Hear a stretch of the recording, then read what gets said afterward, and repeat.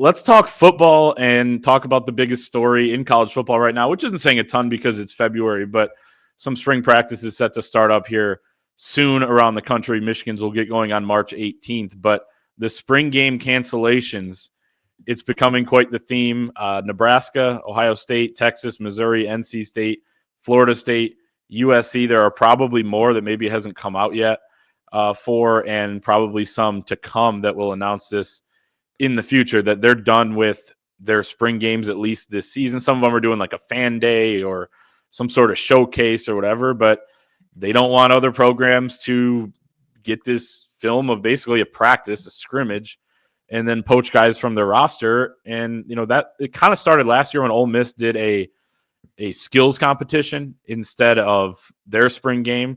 And Lane Kiffin is very paranoid. Matt Rule from Nebraska, who kind of started this year, is very paranoid. Coaches are paranoid by nature. I don't necessarily blame them, but there are some consequences here, I think, long-term, which no one seems to care about anymore in college football. Michigan set to do their spring game on April 19th on Big Ten Network at noon. It has sponsorships tied to it. It seems like they're planning on going through with this, and they're not going to be the only ones, but I do like that Michigan's doing it. And it sucks to see some of these go away, just more so for, I wasn't going to watch all of them, but just for the college football aspect of being able to get to your team stadium, connect with the team, and, get in there for free, bring families, bring younger people that wouldn't necessarily, maybe be able to afford a ticket, or, families that didn't want to bring everybody, or families that don't want to worry about parking and all the traffic and having their kids sit in a, crowded stadium. They can all get there, and some of them are being stripped from this opportunity, which I get it in the short term, but overall, it's one of the things that make college football kind of cool.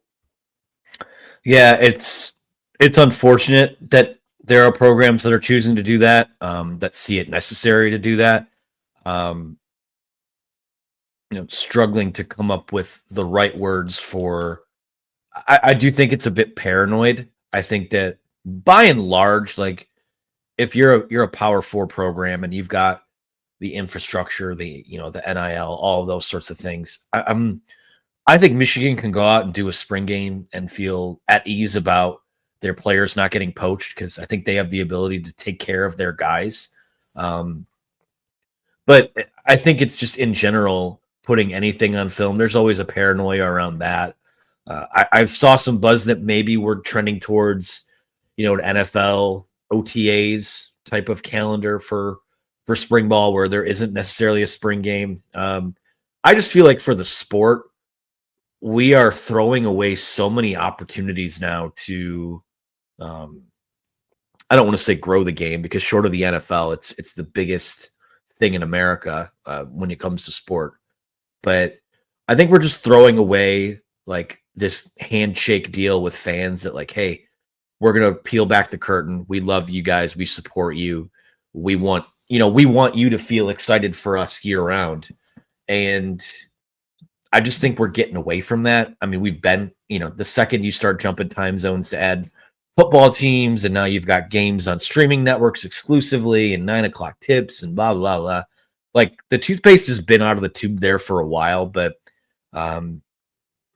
I will be here no matter what, because our job, I like football and our job requires us to anyways. But, if you are someone who's just feeling a little bit alienated by what feels like the sanitization of college sports, I understand that. And I think the spring game, we already are losing some traditional rivalries. We're losing, some of the things that made the traditions that have made this sport great. Taking away, and no one's taking away spring games. The programs are making decisions to do that, but to me, it's just a bummer. And I would love to. I don't know what the solution is, but I would love to see everyone play a spring game. That'd be awesome. Well, you won't be there if Michigan cancels their spring game. That's true. We're lucky that Michigan isn't. And like you said, it's one of the 15 practices. They're choosing what they can do with it. Spring games are just kind of thrown together by each school. There's nothing official about it.